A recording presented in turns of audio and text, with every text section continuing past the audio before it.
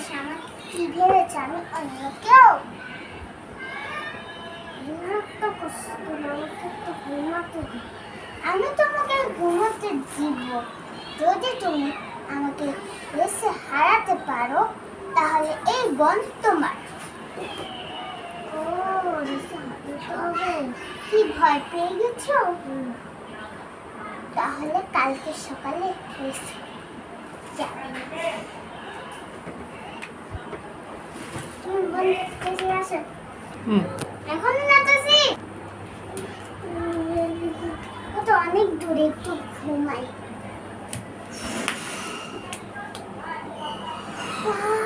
কচ্ছপ তো দিতে গেল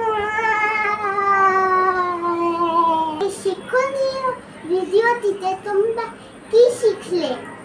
এটা মানে হলো যে ধীরে হাঁটুক, ধীরে চলুক, যেভাবেই যাক, সে কোনো কাজে লেগে থাকলে সে সফলতা অর্জন করবে।